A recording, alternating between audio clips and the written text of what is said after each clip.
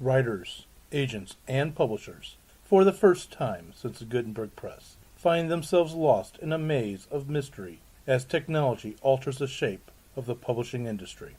Searching for Answers is a group of writers throwing pop culture, writing, and publishing into a crucible of clarity, passion, and humor. This group is the Right Pack.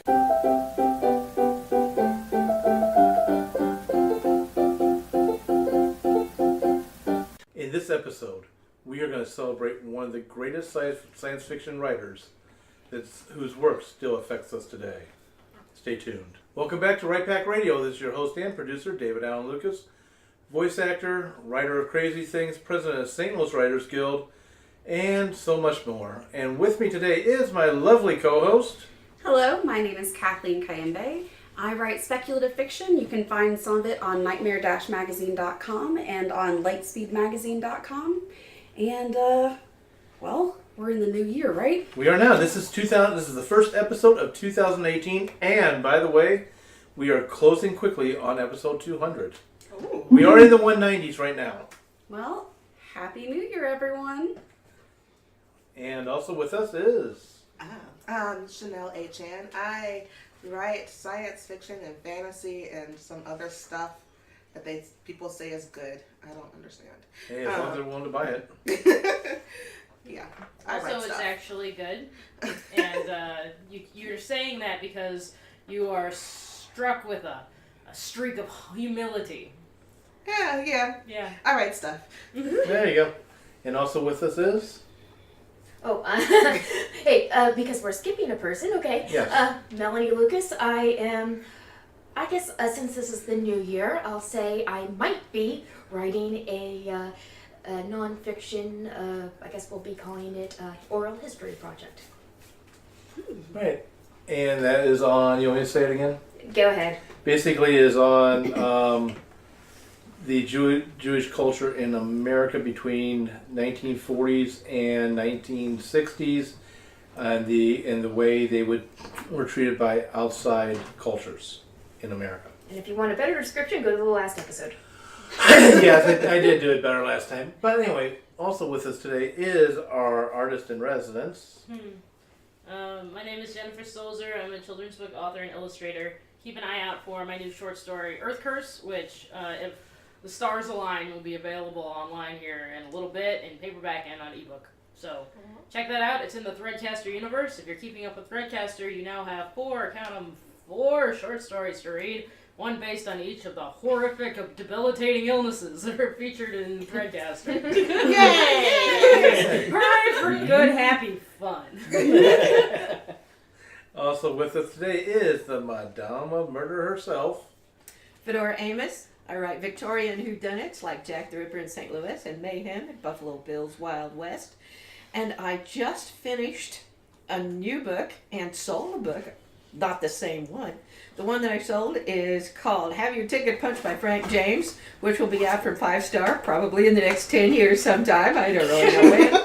And the one that I just finished is called New York to London with Dr. Crippen. And I have now launched myself onto a new story and am just thrilled to be writing something new. Excellent. And also with us? My name is George Soroy. I am the president of the Missouri Writers Guild. I am also an author of science fiction for the young adult reader. You can get my sci-fi YA novel Excelsior and the complete sci-fi sports serial from Parts Unknown. Both are available as ebooks and paperbacks, with Excelsior available as an audiobook.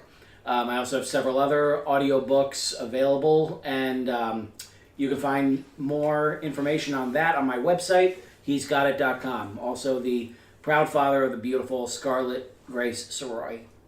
Yes, brand new daddy. Right. We should be coming home from the hospital soon. Who is on course to be coming home from the hospital very soon. Soon as in the present of the recording, or soon as in the first week of January? As of the first week of January. All right. Yes. Yay. Yeah, for those who don't know, yes, we record in the past. So, and also with us today is coming to us remotely, so he doesn't get us sick. Yes, it's Brad R. Cook. I am the author of several things now, actually, but a lot of steampunk. To hook them young, and for those little young steampunk readers out there, check out the Steam Tree, their Dreamy Adventures. It's a middle grade. It's even illustrated by our own Jennifer Stolzer sitting right over there, so it's awesome. And then once they've moved on from that, they get a little bit older, have them check out the Iron Chronicles, which is Iron Horseman, Iron Zulu, and Iron Lotus. 3 novels. The trilogy is complete. So check it out if you want. You can find it all at bradarcook.com. And since it's the new year, be on lookout for my new newsletter and such, the Sword Writers Academy. Ooh. And Brandon, where do we sign up for that? You can sign up for that at bradarcook.com. Thank you. And also with us today, coming back as our guest, the one and only. My name is Sarah Hussein. I mostly do content writing for various brands, including the St. Louis Writers Guild. I do a lot of like blogging, social media posts, advertisements, etc., etc. There's writing to do just about anywhere. And today we are, normally we just give a title and then we talk about what author we're going to celebrate when it's the first episode of the month, but we're just going to say we're going to celebrate this guy, period. And we are celebrating the one and only author, Isaac Asimov. Asimov. Wow, was that bad? Anyway, we really don't know when he was born, but we do know it was within a range, and considering the years, or the months, the time period, I should say, it's not too surprising because Russia was going through its Bolshevik revolution. And that was, he was sometime born between October 4th, 1919 and January 2nd, 1920. Yes, records are not clear as to when he was born. But he was... They kept really horrible records back then. Yes, they did. Well, considering you're in the middle of a revolution, paper records. All over the world. Yeah. And he did die on April 6th of 1992. This gentleman was a writer. He was a professor of biochemistry, which is funny because, to my knowledge, he never wrote any books on biochemistry. If he did, it would have been shocking because he stated in one interview that I listened to once with him was that he was bored. He didn't write books about things he already knew. He wrote books about things he wanted to know about. So, he was also considered one of the big 3 sci-fi writers during his lifetime, right next to Arthur C. Clarke and Robert A. Heinlein. I can't get... Yeah. I never knew You'd also, how to say you'd his also name. say It was Ray Heinlein or Bradbury as Heinlein. well. I would say Ray Bradbury. In fact, I would put Ray above Robert, but I didn't write the article. Well, maybe they weren't in ascending order. Yes. Yeah. So, a little bit about Isaac, and that is, we are going to talk about how he wrote almost 500 books in his lifetime, using kind of the 6 ways he did it. I'm going to go through that, but I do want to talk about, when we finish this, I want to talk about a book that he and his wife wrote that is aimed strictly at writers. This man wrote books in science fiction, wrote books on history, religion, science, and a lot of different things. He was known as the Great Explainer because he was explaining everything. In his books all his nonfiction books was out there to explain how this was. And I didn't give him the title; someone else did. I could always Google that. But anyway, I want to find out if it was a lady. I don't know. Who was it? We're not to be surprised. If it was a lady in the modern day, it would be the Great Mansplainer. Yes. It's a great man. Spoiler. But he was asked in one of the interviews by the interviewee Gene Roddenberry what Isaac thought he might be, or I'm sorry, I keep calling him Isaac. He liked to be called Ike. Ike. What Ike thought he would be best known for, and he said more than likely it would be the Foundation series that he would be best known for. So the Foundation series is what? I'm going to turn this over to George because he's ready for it. Well, like I have something else. Oh, you have, you have. I don't have the Foundation series up here. I have the 3 Laws of Robotics. Okay, I can. Go ahead. The Foundation series is a series of quite a few novels, but it is set, it's been several years since I've read them, set in the far future where humanity has spread to the stars, and there's a branch of psychology that gets good at predicting the future by predicting big movements in human psychology. And they can't predict what any individual will do, but they can predict what a society will do. And this all gets messed up by them when the mule shows up, and he is somebody that can control other people. So if you think of it in a completely different context, he's the black swan. He's the unknown quantity that comes in and messes up this grand plan for saving humanity over the course of eons. Because this plan is supposed to take, thousands and thousands of years. And the whole book is about people trying to put the plan back on track and people caught in the plan and what's going on. So Right, he and- talked about data mining before data mining became like a Yes. thing. In Exactly. fact, Very a much lot so. of his books, not just that one, but a lot of them, you read them as like, This wait a looks minute, that's the familiar. internet. That's an iPad. He called it something different, but wait a minute, yeah. His idea for a space toilet is not what the astronauts use, but I think it would work. And I'd his be so foundation, proud to hear it. Greatest his foundation accomplishment. series ties directly into the Robot series and the Empire series. He also wrote murder mysteries, by the way, FYI. So it wasn't just sci-fi.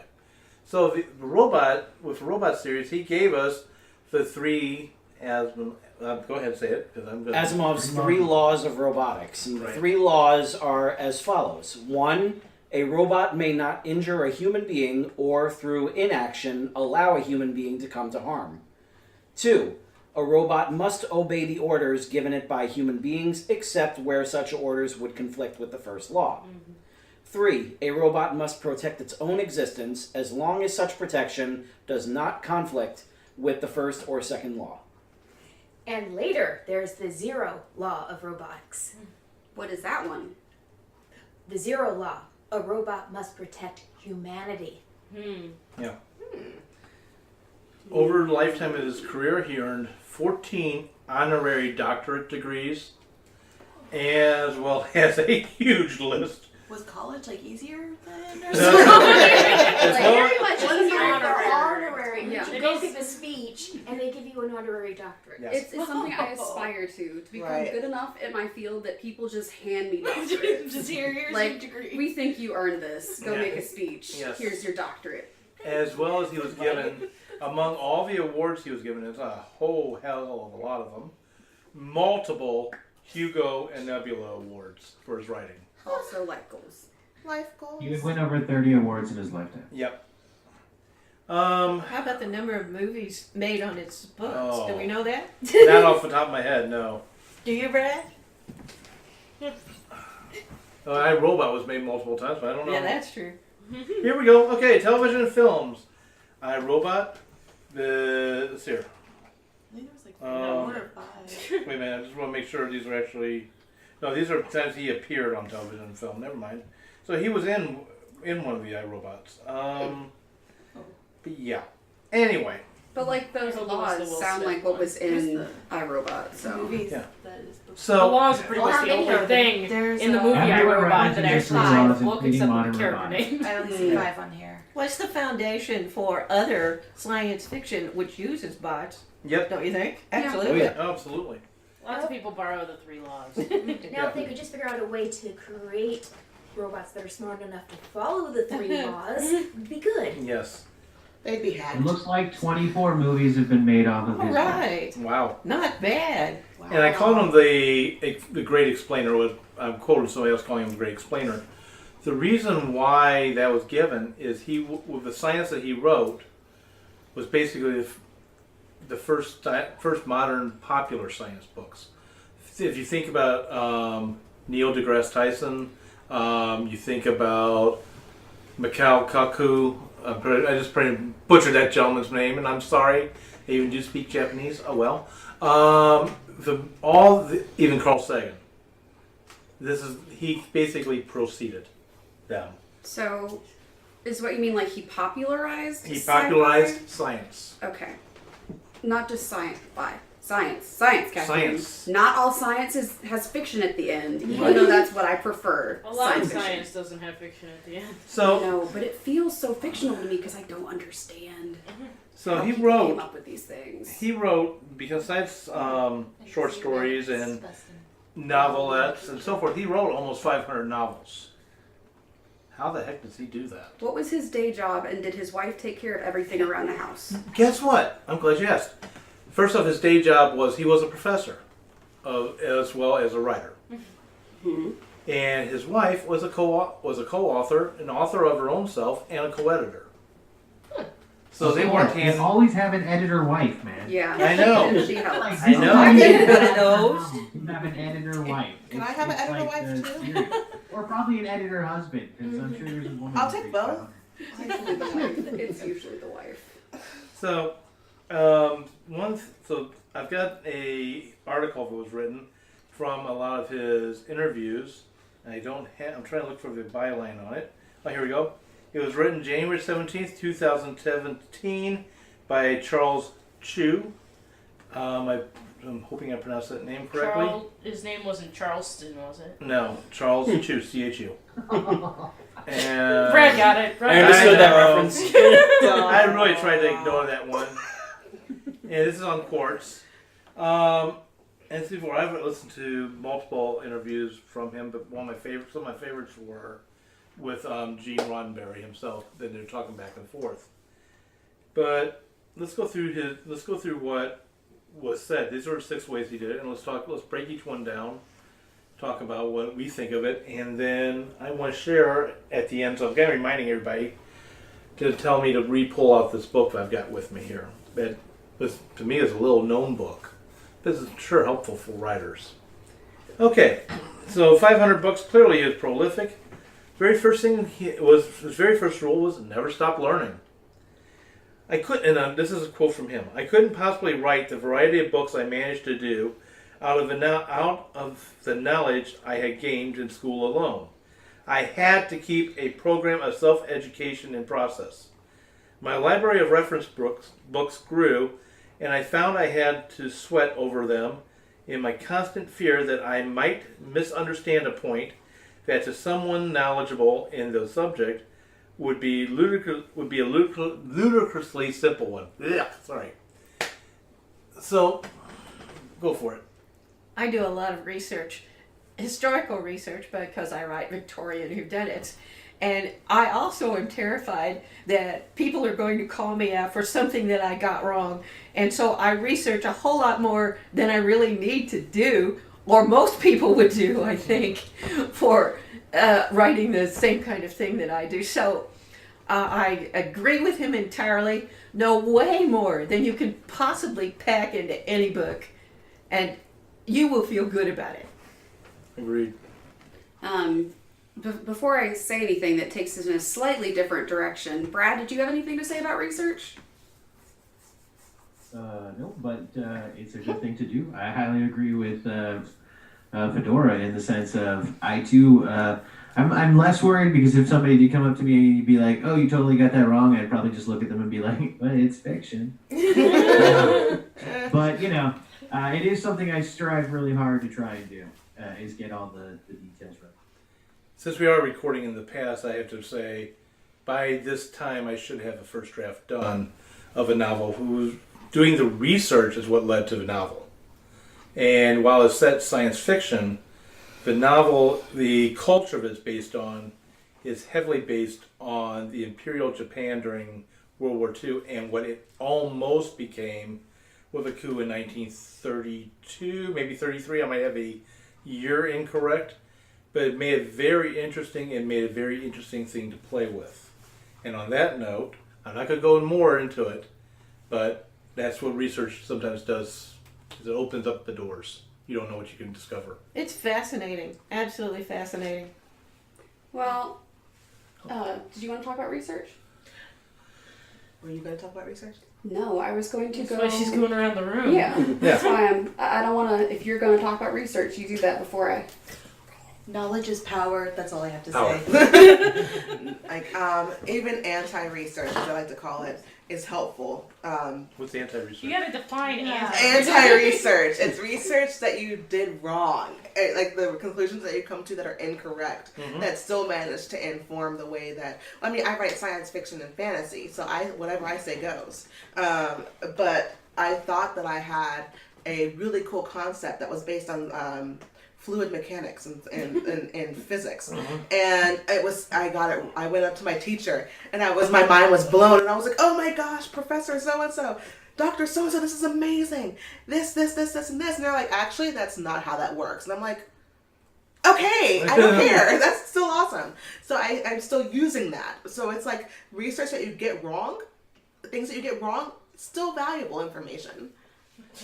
Yeah, speaking of anti-research, I realized through, by the way, this isn't having anything to do with my oral history project, that's something separate, but the way magic worked, I figured out I have magic and I have anti-magic, and anti-magic, it's kind of based on matter and antimatter, but no, it is not exactly based on antimatter, and there are a lot of ways it functions differently, hence the whole anti-research aspect. But I do want to know about antimatter to know what's the same and what's different. Right? Yeah.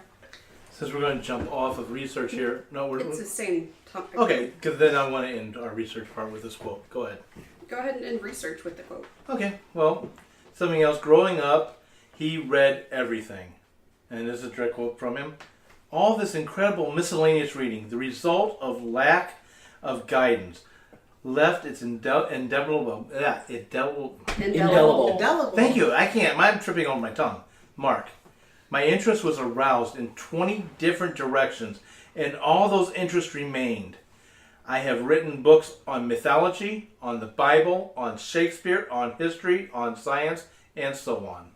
That was perfect, actually, because you said basically, I'll always be learning. Always be learning. And I'm not great at research. I'm not. I go down rabbit holes and, different warrens and sections, and it's crazy. I don't always find what I'm looking for because I find 50 other things I wasn't looking for, and I forget what I was originally looking for, and it throws me off track. But if you're willing to always be learning, if you're willing to always accept that you are not the expert you think that you are, and learn from other people, and learn about the craft, and learn just about things that seem fascinating to you but may have nothing to do with your writing, then you get to use all of that in your writing. Like, you guys do story research into history. I don't write historicals, but I write. So I go to writing workshops to learn more. I learn how to teach writing workshops so I can create writing workshops to learn more.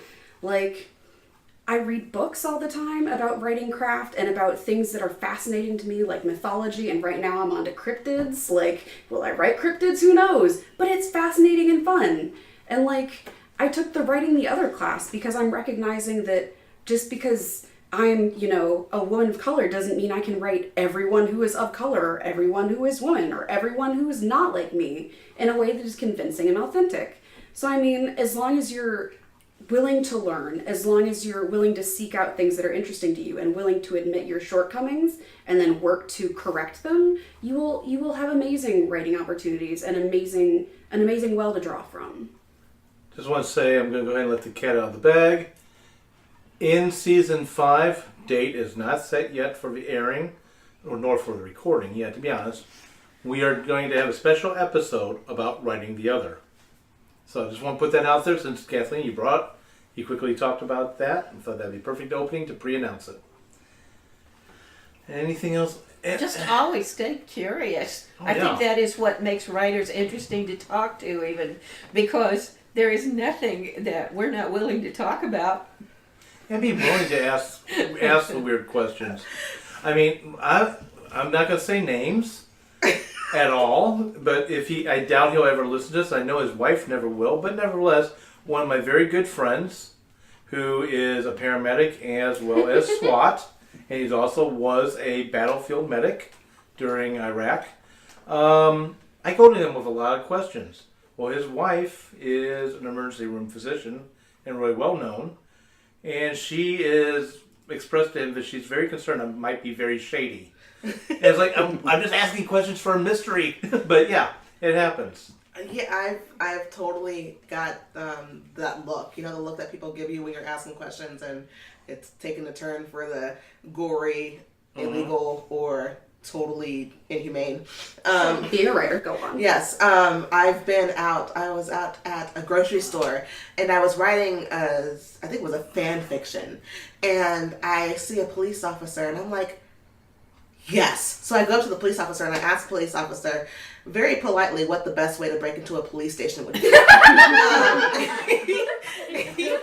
And I would ask the same questions as well. I don't want to get asked I got the look. I got the look, and then I hastened to explain. Actually, I'm writing this. I'm not sure that he was convinced, but he did answer my question. He did. Yeah, you might want to lead with that next time. Yeah. Question, not, hey, how do you get away with murder? I was so excited that I was just like, oh my god, I need to ask him this question. Yeah, I wasn't really all there about that. Yeah, just, be aware that if you're a writer or you have a writer in your life, they're going to say and do things that you think are completely crazy and might also make them psychopaths, but they don't actually want to hide bodies in your walk-in closet. They don't. They just want to know how many would fit because a character might. Yeah, they might That's also a great way put to on put that. FBI watch lists. There's a game called Plague Inc. that I absolutely love. It's an iOS game, and it might be on Android too. And basically what you're doing is creating a plague to wipe out the entire population of the world. And I showed this to my family because it was great. I was like, I'm learning all about CDC responses. Like, I never knew that these particular symptoms together could create this. Like, I've never been interested in biology or medicine in my life. But suddenly I'm like, tell me more about these things. Tell me more. And my family's like, she wants to kill us all. Why are you so pleased about killing people, Kathleen? Why are you so violent? And I'm like, but they cured my disease. Thanks, guys.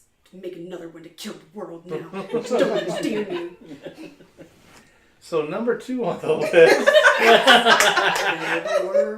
Number 2 on the list. Yeah, rule the world. No, and I'm gonna say, I personally find this one hard, but it's called "Don't Fight Getting Stuck." Quoting him, frequently when I am at work on a science fiction novel, I find myself heartily sick of it and unable to write another word. Getting stuck is normal. This is now the author instead of Ike himself. Getting stuck is normal is what happens next, our reaction that separates the professional from the amateur.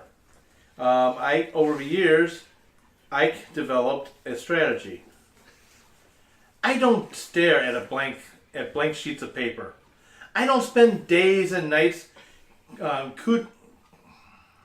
cudgeling my head that is empty of ideas. Instead, I simply leave the novel and go on to any of the dozen other projects that are on tap. I write an editorial, or an essay, or a short story, or work on one of my nonfiction books. By the time I've grown tired of these things, my mind has been able to do its proper work and fill up again. I return to my novel and find myself able to write easily once more. So that's how he got 500 books. That's how he got 500. Okay. That's one of the big ones. I actually was just telling Kathleen this, last night or the night before? Literally, I have a bunch of projects I'm working on. I'm working on my novel, and I'm stuck, Kathleen. I don't know what's going on. I can't. I just can't. So I gave up on it, and I was like, okay, I'm working on something else now. I need to get this done. I have a deadline. I have to get this done in the next few days. And all of a sudden, my mind is just full of thoughts of my novel. And I'm like, that's how I could have worked that out. Okay, I can do this and this. And now all of a sudden, I'm so excited to get back to this novel because I've made myself work on something else. Right. So, I'm on the track of greatness. I feel so happy. There you go. Yeah, I am definitely no stranger to getting stuck and getting sick of the work that I'm doing at this point. Especially considering the fact that I started writing Ever Upward in April of 2013. And, I was so confident after several rewrites that I was, really in a happy place with it. And then all of a sudden I was told that, no, I'm not. and I got to do one more pass at it. So I basically just want to throw the whole damn laptop out the nearest window. But one thing that's really helped me is changing my surroundings when it comes to something like that. So that's where I really, for some reason, just getting like outside of my usual spot has really opened things up a little bit more to kind of like get the gears turning again. That's been something that I would love to do what Ike has said that he was doing, where he starts working on something else. But at the same time, like with me, like I am just so 24/7 focused on this one piece that I do feel stuck more often than not. So it's something I'm hopefully working on. I'm going to come to Fedora next, but I'm going to really say really brief. I don't know if this is myth or not, so I may be spreading myth. But I was told at one time that Ike would have around him 5 to 9 typewriters. And when he got bored with one, he just moved his chair over to the other typewriter and started typing. So it'd be for us like having 9 documents on our computer open. That would drive me absolutely up a wall. I have already said very frequently, I do not believe in writer's block. I think it's perfectly fine to go off and write a short story or something else, have deadlines, try other things, but not because you have writer's block or you're stuck, because if you think about it, if you sleep on it, your brain is going to give you something. It surely will, because that's what it means to be a writer. So I do not believe in writer's block at all. It's just laziness. Well, I will add something to that when we get to it. It's the very next one. Fedora. I'm clutching my pearls. We both are, and the same side too. Oh my goodness. She's throwing down the gauntlet. No, I want to hit that when we get to number 3. But before we get there, I believe Kathleen has something, and then... Yes, and it is connected to your mythical writer's block, which exists for other people, whether you believe it or not. Like I said, laziness. Oh! Just because you can't see it doesn't mean it doesn't exist. Oh my gosh. Okay, anyway, so when I was doing Nano, I got stuck a number of times because my brain needs more time to percolate on certain things when I write at a speed. At a given speed, which is more than 100 words per day, my brain needs time to percolate. So I would get stuck. And at those points, because I'm a one project person, and if I flit to other long-term projects, that original project will just sit there for years. And Exactly. I'd never get a thing done if I tried to do that. Exactly. So when I got stuck, I would do short projects. Like I mentioned in a previous episode that I've been doing guest blog posts for a friend's blog. So I would make guest blog posts. I would write shorts. I would take long walks and try and look like an angry person. I would look like such an angry black woman. Like when I'm in story mode, the world around me is just gone, and like I am hyper focused on what is going on in my head, and I will walk way too fast and give myself blisters and look angry the whole time. And periodically look up and be like, oh my gosh, Carter, that's my dog's name. Don't go up there. There's a road there. Like, Carter, come back. Okay. Where was I? Oh, right. Focus. Back to Terminator face. Like, so I do get stuck. It's because my brain needs more time to percolate. And the way that I write is in giant bursts. So I'm a sprinter in real life, and my writing is a sprinter as well. So my brain gets stuck because it needs time to figure out what's happening next. Because I've gone from here to like chapter 6 in one afternoon. So It's like an overload. My brain works the same way. I mean, I can write for long periods of time, a huge chunk, and then after a while, either it gets just, my brain just gets tired, or it just gets overwhelmed, and I just have to like put it down for a little bit, go do something else, go watch Netflix, go take a walk, go play with something shiny, and then come back to it, and then I can refocus again. Otherwise, I just get stuck, and I just can't move forward because my brain is either shutting down on its own, or it's just overwhelmed with too much stuff.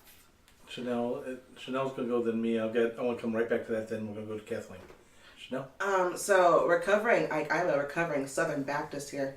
So like I believe in like the Holy Ghost of spirit of story like just climbs on top of you and just doesn't let go. So when I have to get the spirit Holy Ghost of this story, and when the Holy Ghost comes on, it's go time and nothing else exists. That's how I will sit down and I'll just write a short story in one go. Just sit down, vomit it out, and then the Holy Ghost leaves. And it's like, okay, have fun, edit.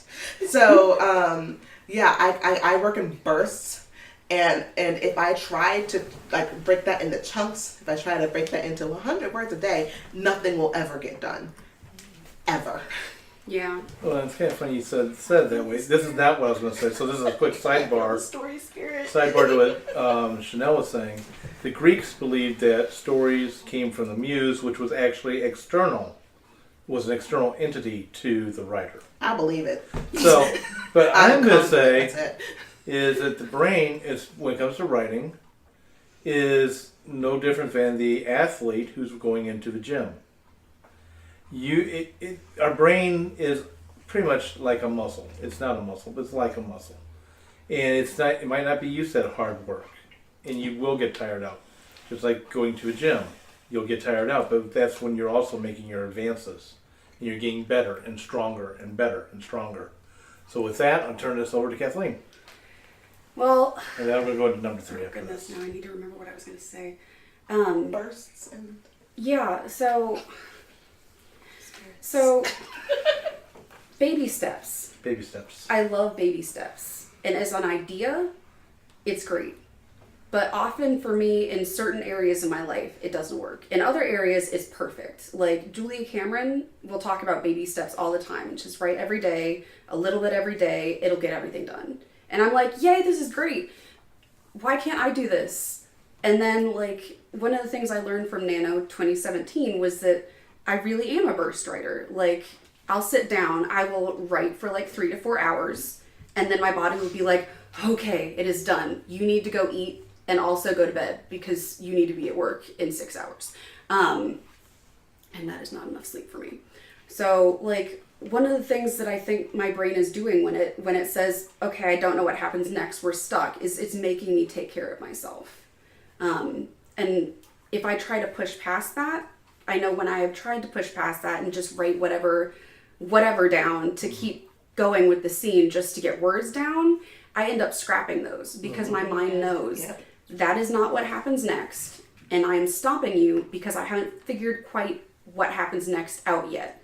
But when it is time, I will tell you, and you need to sit down and resurface hours later. We will have an entire new scene or 2 scenes done, and then I will stop you again. Because that's just how I work. It's not laziness, it's my process. Yeah. So I please just don't feel say like that. some of us, our brains are wired differently. Yeah, I have ADD. You Yeah, don't same strike me here. as an ADD person, but something that is common with people with ADD is that long-term projects where people are do a little bit every day, that doesn't work for us. No. No, I I would would get hyper focused on Yeah. for so many hours So at a that's time, but then the rest of the time yeah. we get really distracted. Our brains that's how you end up with that last minute, the night before the term papers due. Yeah, Spit it out. But you can I do have it great done, because like, that's your brain has been essays, thinking about a it. The whole day or time. 2 before it's due, or the night before it's due. 2 I've hours been- before it's due. Yeah. That's how, but 2 that's how we hours, do our best pump it work out. because our brain is worrying, stressing it I've over, and gotten thinking it some- over, and some all of the time those, too. beforehand. And then when the panic starts setting in, we start writing, and we write in a giant burst, and it all gets done. So my worst grades on long-term assignments were for things that I was supposed to have turned in every so often beforehand because I wasn't ready to write them. That's not how my process works. So remember, please, when you say that's lazy writing, when you get writer's block, you're actually potentially insulting a mental disorder that is not anyone's fault. That's how I feel. Along with that, because you kind of open up the door. And what I was going to say is I personally run into that a lot too. So when I know I'm screwing up when I'm writing, when my brain starts to do what you're talking about. It's wait, this doesn't make sense. These words I'm putting down is just putting down words. Stop. And that's when I step away and I come back to it and it's yeah, there's something there. I'm But noticing a pattern. Nano 2017. Oh, yeah. there is an additional thing. ADD. All of us with that process. Okay, we have 4 people in the room. How many others? I don't have ADD. No, sir. No? None. No, he doesn't. Brad? He doesn't. So there's 4 of us who have at least ADD. I've got ADHD. And we're the ones that where's were the L? first. Attention deficit, hyperactive disorder, learning disability. Ah, that's what it is. Yeah, You don't I'm want LD. these letters. You gotta go to school with your letters, Brad. Go school. We gotta go earn the letters. But- It's like it's common but- for people with ADD to write like that, though. So I mean, You're Yeah, also I a wonder if door. Isaac Asimov had ADD, since he also magpied from one project to another. Probably. But I think really between both Kathleen and Fedora, Sitting around them definitely has ADD. Kathleen and Fedora have opened up the door to number 3 on the Ooh. list. good job, Fedora. We did it. And that is beware the resistance. Now, this is not a term that Ike used. Resist. It comes actually Beware. from Stephen Pressfield in his book The War of Art. Which is awesome. Read it. And it's what he calls resistance. And all creatives face this. Entrepreneurs, writers, artists, singers, etc. It's knowing the fear of giving shape to ideas. Once we bring, this is quoting the article writer, not quoting Ike yet. Once we bring something into the world, it's forever naked to rejection and criticism by millions of angry eyes. Sometimes after publishing an article, the author is so afraid that he will actively avoid all comments and email correspondence. Stephen Pressfield called that resistance, and I'm pointing this up because it's also part of writer's block. I'm jumping down ahead of the quote, which I'm about to read. The author basically paraphrases Dune with saying, self-doubt is the mind killer. And I knew what resistance was too. Here's the quote. The ordinary writer is bound to be assailed by insecurities as he writes. Is the sentence he has just created a sensible one? Is it expressed as well as it might be? Would it be better if it were written differently? The ordinary writer is therefore always revising, always chopping and changing, always trying on different ways of expressing himself, and for all I know, never being entirely satisfied. Part of writer's block, I know, is the fear of failure. And that's kind of one of the things I've had to get over myself. But failure, I think I said this in the resolution episode. In fact, I know I did. When Kathleen said she had failed on something, and people were like, oh, we don't like that word. I'm like, no, I like this word. Because you can't be a champion. You can't be strong until you've learned how to fail. And if you're going to fail, fail good. Fail big.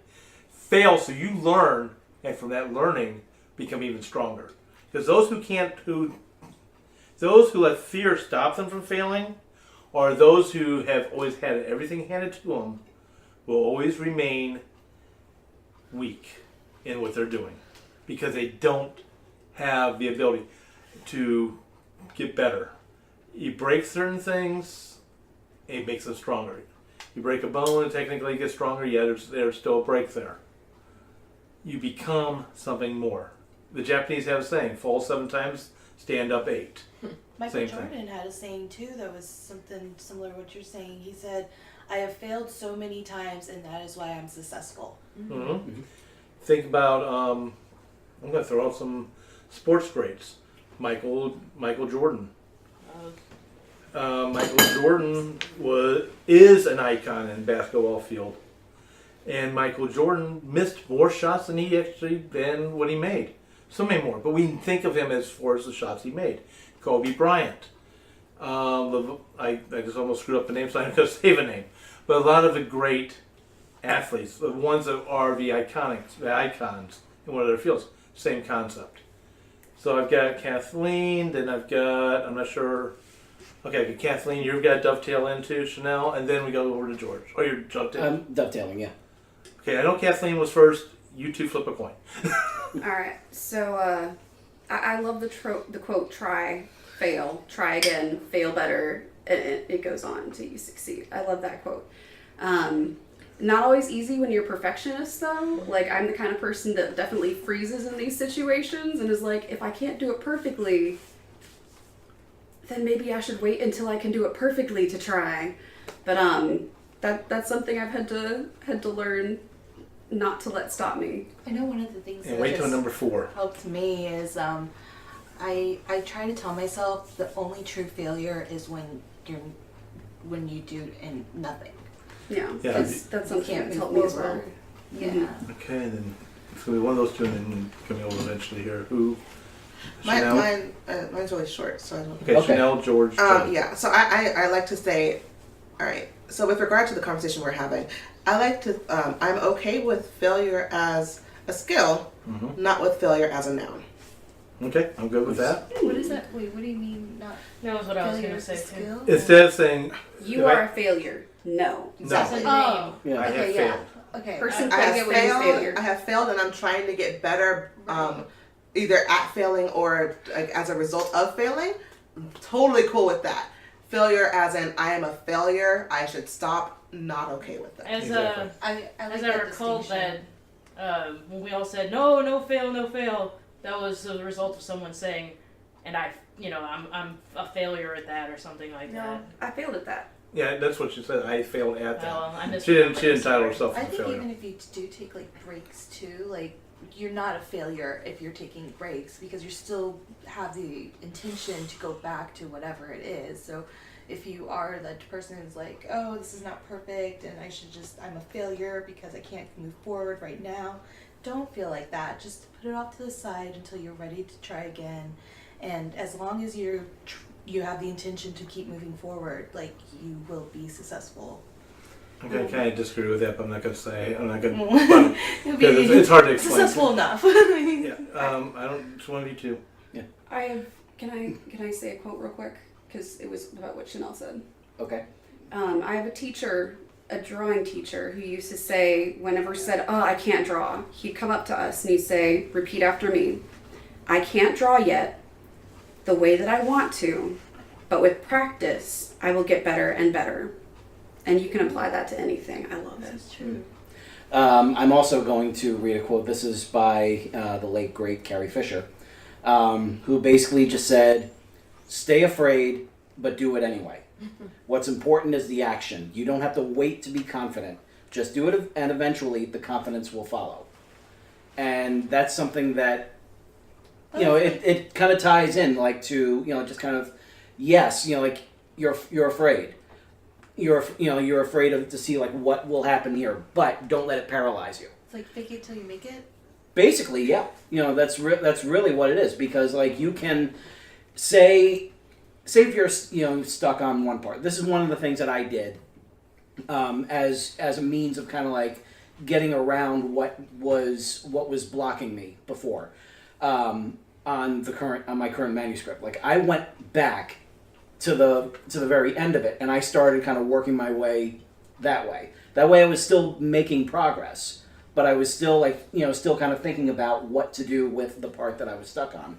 And as I was doing it, that's when all of a sudden, like, more ideas were coming in. But it had to happen because gears were turning. Because gears were already turning about this. So it's kind of like along the lines of what Ike did with his different projects. Although in this case it was the same project. But it was just like, it was literally just like kind of keep going. And eventually you're going to hit on something that will solve that problem that's been plaguing you the whole time.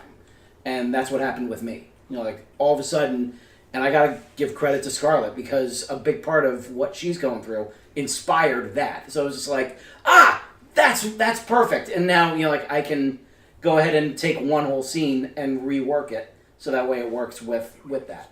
And who's Scarlett? Scarlett is my daughter. Okay. Brand new baby. Go ahead, and then we're going to go to number 4 next. To apply this to writing just a little bit, we certainly keep at trying to perfect what we do through failures, through whatever. But we also have to realize that it's fine to write for ourselves, but if we want to write so that anyone else would be interested in reading it, we have to call an end to this thing. We have to say the end and then do something to push it out, like parents finally push the children out of the nest. if we want other people to read it, we have to say that there is an end. And no, it may not be perfect. And no, not everybody is going to like it. But it is me, and I'm ready to put it out to the world. And opening the door again for the next item, perfect. Between a lot of the conversation and Fedora just threw it open. Number 4, lower your standards. And this is the author talking about Ike. Ike was fully against the pursuit of perfectionism, which, by the way, feeds also into writer's block.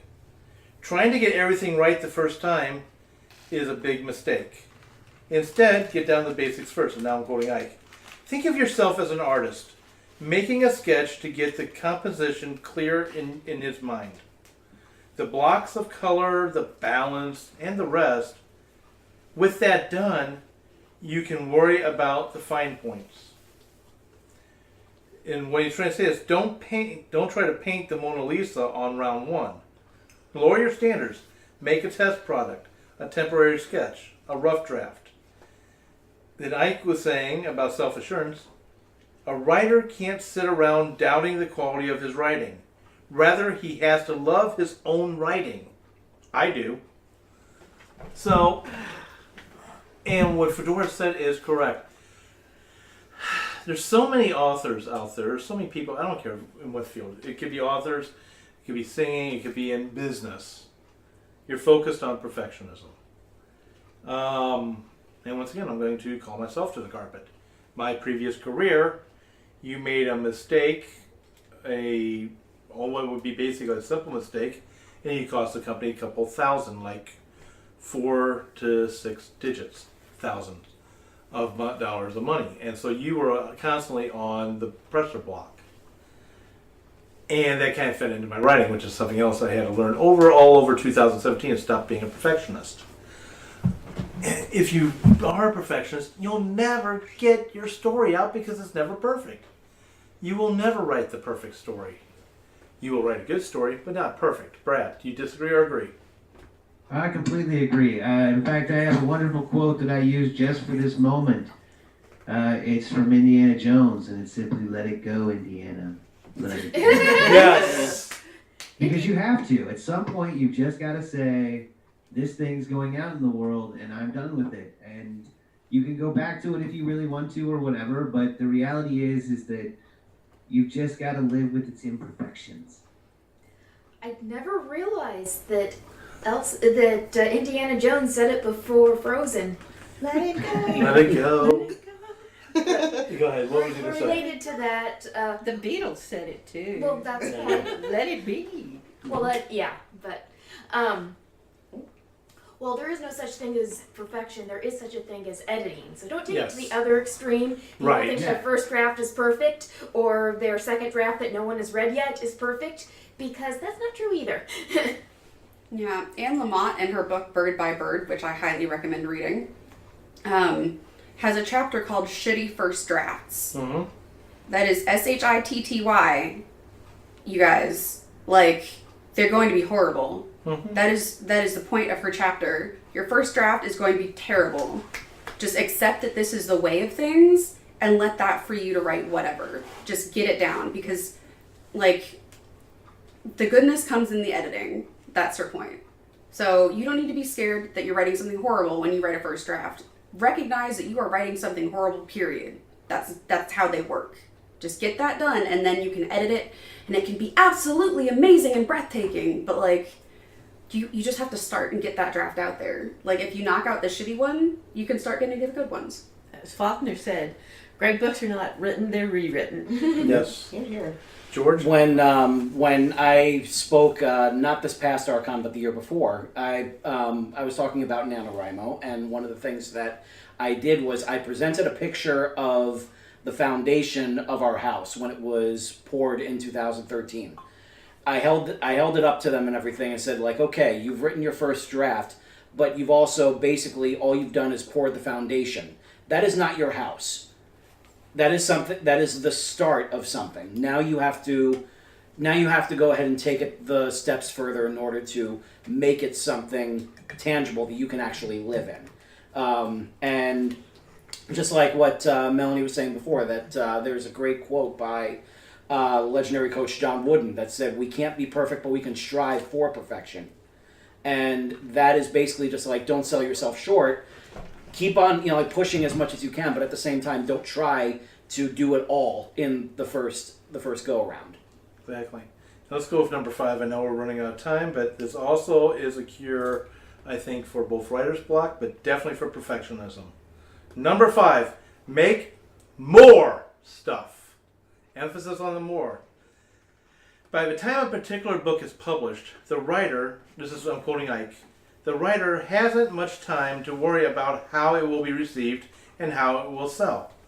By then, he has already sold several others and is working on still others, and it is these that concern him.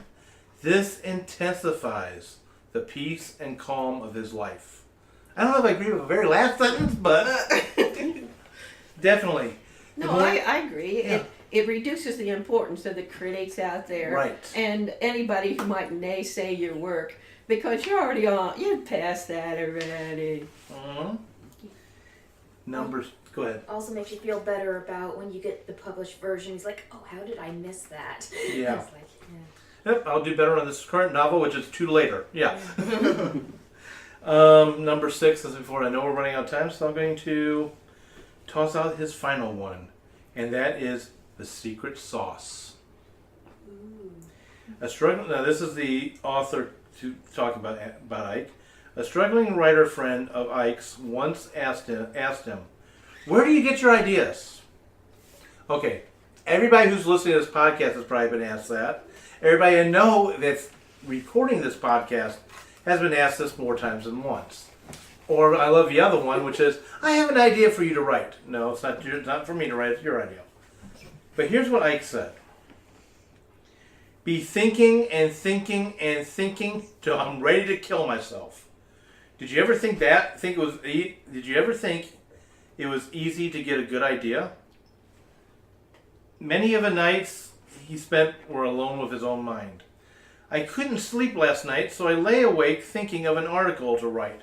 And I think and think and cry at the sad parts. I had a wonderful night. That's Ike. You have to be constantly thinking of your stories and so forth. Any final thoughts? And then I want to talk about a book that his wife and him put out that I think is a great book for writers. He was once asked in an interview what he would do if he knew he were going to live only another 6 months. He said, write faster. Yep. Related to that last one that you read, I own a smartphone, and I think I was a better writer before I owned a smartphone.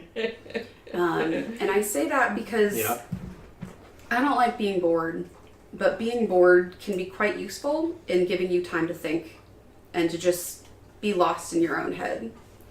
And since I got a smartphone and started being able to play games on my phone, being able to check email on my phone or surf the internet on my phone, those little minutes of downtime when I'm waiting for something, or, those times I'm just stuck in a certain place and I can't really leave, those don't go to writer brain anymore. Those go to smartphone distraction brain. Mm-hmm. And I think there's a lot to be said for, just a sleepless night mulling over an article you want to write and just breaking it all down in your head. Like, I take plot naps now. They're like naps in that they're really refreshing for me, but I'm in story brain the whole time. Mm-hmm. I keep a notebook next to me, and periodically I will remove the sleep mask and write down a ton of notes, and then I'll put the pen back down, put the sleep mask back down, go back into story brain. And that's been really helpful for me as a writer. But I used to do that on the daily, and now I have a smartphone. Do you turn off your smartphone when you go to these mind trips? Oh, I have gotten in such trouble for putting my phone on Do Not Disturb mode. Like, I love Do Not Disturb mode. It doesn't tell me when anyone calls or anything texts. It gives me no notifications. But the thing is, I've trained myself now to check my phone all the time. It's what my watch is. So, I mean, like, I created a built-in distraction to writing, and it's something that I still wrestle with. And yeah, there's a lot to be said for that solitude that he was talking about. I totally absolutely agree on everything you said. I think I mentioned in the meditation podcast we did back in 2017 that when I run into a plot problem, I will meditate on that. It's basically your same concept of a plot nap. But the other thing too, on the smartphone, everybody in the room knows I still have an elderly parent who's in a nursing home. Yeah, she's doing good health, but things can change very quickly. I'm her caregiver. I'm her power of attorney. I can't walk away from a telephone. As much as I hate the dang thing, and I wish I could put it away somewhere else, the only time I'm away from a telephone is when I'm in the recording booth for doing voiceover. And the very first thing I do, as soon as I get done with that, is I look at the phone and go, okay, what did I miss? And it's bad.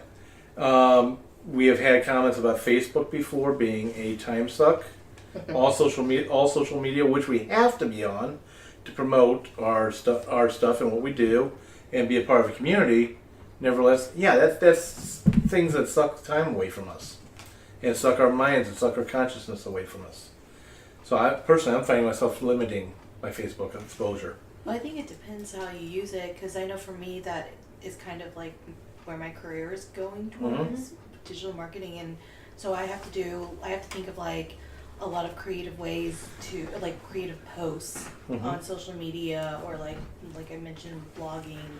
That takes brain power, and coming up with creative concepts that takes brain power. So I'm constantly using my mind to think of how can I help market this brand online? How can I help push our message out further? And when you're using those parts of your brain, I feel like it does help you becomes it's smarter. You have to think smarter, because you're thinking about more of like the analytics, more of like the target audience, more about how you're going to relay the message, how you're going to write those words, as opposed to like Farmville, Candy Crush, things like that.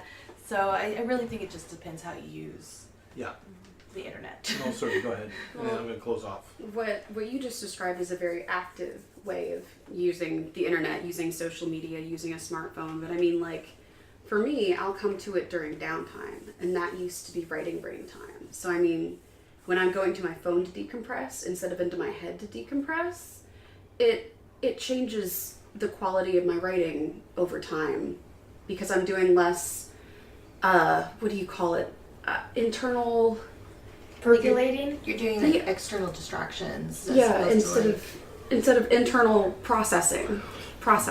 So, just something to think about. Those of you who, like me, are now addicted to your smartphones.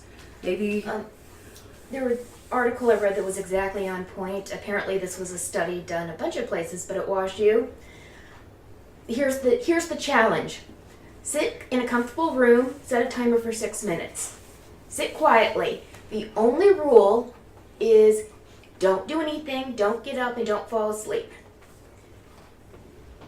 1/3 of the upperclassmen at WashU, so these are all people that got into highly successful academic students, couldn't do this without cheating. And of the 2/3 that could do it, a lot of them found it very difficult. Just to sit quietly, without the phone, without music, just in their own heads. And it was just a suggestion by the professors, like, think about this, and it's like, in context, people worry about things and think about things for several minutes at a time all the time, but when they set this up as a challenge, the equivalent of adult time out, they couldn't do it. And this practice doing this can increase your attention. And I don't know if it would be harder or easier for people with ADD to do this. I suspect harder. I think it depends on the type, actually. Because ADD inattentive, I bet I could do that. I could do it. Yeah, but like I do ADHD, a lot of meditation, and that helps with my focus. Because I have to turn my phone on silent, and I know if you're someone who does if you have ADD and you do practices like that. Well, that would help strengthen your muscle of attention. Yeah, exactly. Doesn't mean it won't be difficult. It just. Right. I'm sorry. I didn't mean to interrupt. What were you? No, you're good. I think it's a matter of what kind of ADD you have and also how old you are. Like my little sibs, smartphones have actually created a lot of symptoms similar to ADD. So people who don't have ADD will exhibit some symptoms. I bet my little siblings couldn't do it. I bet they could not. Especially if they're hyperactive, with like ADHD. I can see that being, because I know like smartphones, it's strange because there's been studies about kids with ADHD. They're able to hyper focus on like games on your phone or even on the like video games or different certain things. But when it comes to other things, they have trouble focusing. Because they're boring. Yep. Yeah. And we are way over time, so let me close this out by sharing the title of this book. It is out of print if you want to read it, and I do highly suggest that every reader read this at least once. Go to your local library for at least your first go-round. If you disagree with me after you've read it, well, then you've disagreed with me, and you saved yourself all the money of buying it, because I've loaned this book out once and it never came back to me, so I had to buy a second copy. So yeah, being out of print, ouch. The book is written by Janet and Ike, and they get married in '73. They had said before they were co-authors before, they've been co-editors before. They finally decided to put a ring on that idea, and they got married. And this is called How to Enjoy Writing, a book of aid and comfort. It will get you through a lot of the hard times. And with that said, tune in next week for yet another interesting topic in the writing industry. And take care. Bye-bye. The new theme songs for Right Pack Radio were written and performed by Meredith Tate. All copyrights remain with her.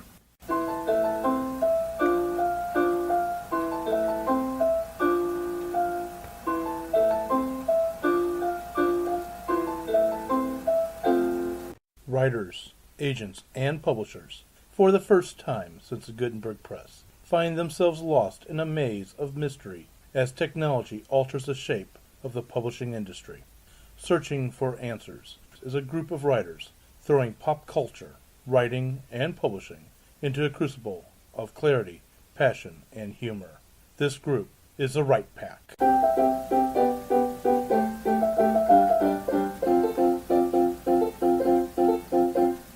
In this episode, we are going to